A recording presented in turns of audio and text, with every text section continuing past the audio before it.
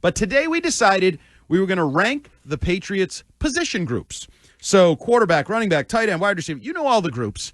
And we just mentioned PFF had the cornerback group as fifth best in the NFL, or secondary group, secondary. Overall secondary. Fifth best in the NFL. So who wants to start? Ted Johnson. How about we start with what is your worst position group on the Patriots? What did you have dead last in your rankings? My dead last was the offensive line. Ooh. Was dead last. Ruh-roh. Yeah. It's That's a bad signal. There's I don't think that's any big surprise. It's look, I mean, they got Will Campbell. You know, I don't know anything about Garrett Bradbury other than he's not a very good pass blocker, right? He's not based on the numbers. He can run block, but he can't pass block, so that concerns me. The guy literally right over the quarterback. You know, Mike Onwenu. I don't know which one am I getting. Am I getting Mike Onwenu from 2 years ago or the one from last year? So. And, you know, you like to think Morgan Moses is an upgrade. So it's a better overall offensive line than it was last year. But it was a horrible offensive line last year. So it's still, even with all the additions, to me, it's still probably the worst position group on this team. Yeah. Fitzy. Boy, howdy. Like, no, not even close. O-line? Yeah, 100%. Now, you may be saying, like, yeah, but this wide receiver room stinks, and people keep putting that in the bottom quarter, bottom eighth of the NFL. There is literally, Andrew, not a single certainty on the offensive line amongst the proposed starters. Is Will Campbell ready to play left tackle? Is he a guard? We're not sure yet. Can Cole Strange beat out Layden Robinson or Ben Brown or Jared Wilson? We're not sure. Will Garrett Bradbury be able to hold off Cole Strange or Ben Brown or Jared Wilson? Is Mike Onwenu going to get over 400 pounds and return to his all-pro self from a couple years ago? Is Morgan Moses going to hold up at the age of 35 at right tackle on this team? I have no answers to any of those things. The most question marks, still the worst group. So, as usual, I am a little bit different than the rest. Yes, Genius walks along. Not by a lot, though, because I actually had the offensive line. Even finish the sentence. I actually had the offensive line ranked 9th. My 10th spot, I went with the specialists just because I have a lot of concern with a rookie kicker. I just went 1 through 9, so it's basically you're agreeing with us. Okay, it's the worst. I'm worried about a rookie long snapper. Despite what I read from Mike Reese, that he's the greatest long snapper in the history of long snappers, and his time to the holder is like 3/4 of a second faster than anybody else's. Whatever. Rookie kicker, rookie long snapper. I have questions, and then I went offensive line for my 9 spot. Okay. 8th, I'll go next. Fitzy, you mentioned it. I still think the wide receiver position is down there because I got him at 8. I look at the wide receiver position, and we've talked about this. If it all goes right, it could be much higher than this. I'll acknowledge that. But if it all goes wrong, or even just if it kind of all goes the way it went last year to some degree, it's one of the worst positions on the team. And the one guy you hope is the good guy is coming off a torn ACL at the age of 30, and when is he ready? When's he at his best? When's he at full speed? Major question mark. So wide receivers still near the bottom of the team. It's number 8 for me out of 9, and so there. Look, both those position groups, offensive line and wide receiver group, was the worst last year. Yeah. And what does that say? That it's still the worst, and they've made upgrades. I just think it shows you how bad it was last year. I still think those are the 2 worst position groups on the team a year later. This is a big question that needs to be asked. Aside from Steph Diggs still recovering from a non-contact ACL injury, how many of the wide receivers on the Patriots would make other rosters?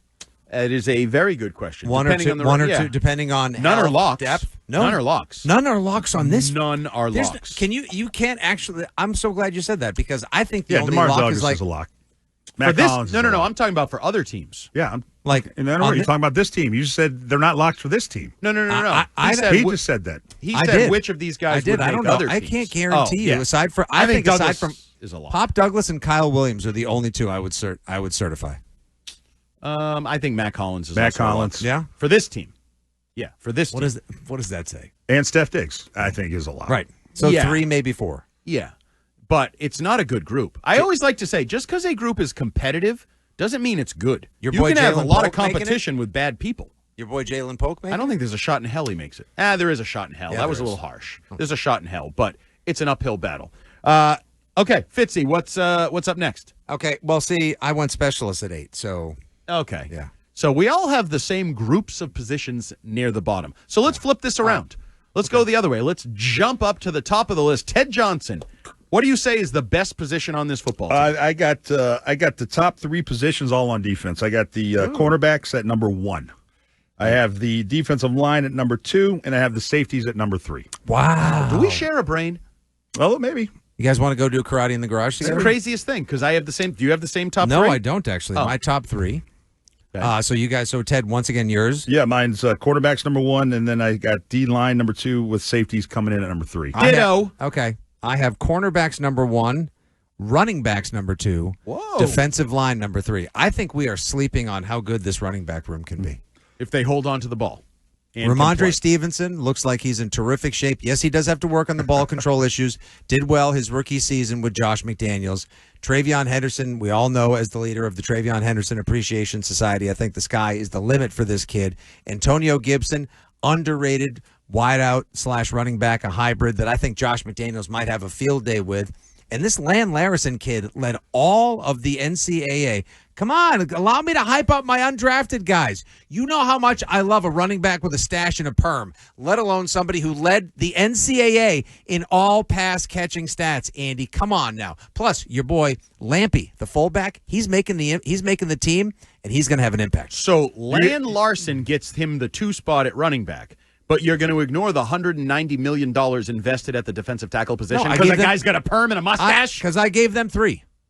No, you want to know why? Milton Williams and Christian Barmore are great. I have Jeremiah Farms, Jaqueline Roy, Kyrese Tonga. It's Jag, Stiff, and who the rest of the way around the defensive line. But the problem is, for me, at the running back position, and Ted, you and I touched on this yesterday, could there be upside? Absolutely. If you get the best of Ramondre Stevenson and Travion Henderson is the budding superstar that everybody wants him to be, okay, at the end of the year, that position may be really highly ranked. But if you get the guy who fumbled 7 times last year and looked like he got worn down and lost a little something, and maybe that's why he appears to have gotten in better shape and lost some weight. Maybe he feels like he did lose something last year and was kind of heavier, less quick, taking hits, whatever it may be. There is some reason to be skeptical about that position. There really is. And you can argue as well, okay, the way that I approached it was like physically the defensive line. I wasn't thinking about the edge rushers. If you want to lump them in there as well, then yeah, you could easily argue that those should be flip-flopped as well. But I was just focusing on those 5 guys. And while the $196 million should be lauded at the same time, I got questions around them. All right, so I gave you my 1, 2, and 3. Yeah. All on the offensive side, or excuse me, defensive side of the ball. Cornerbacks, D-line, and safety. And then for 4, 5, and 6, they're all on the offensive side. I have the running backs at number 4. Okay. For all the reasons that Fitzy already went through. And then the tight end group, which I think is a little bit disrespected, I think, because I think as a whole, they're pretty good. I don't think their best tight end, Hunter Henry, maybe is you're not going to talk about him as a top 10 tight end, but I think the group is a better group than people think. So I got them at a 5, and then at number 6, I got our quarterback, Drake May. So 4, 5, and 6 are all offensive positions.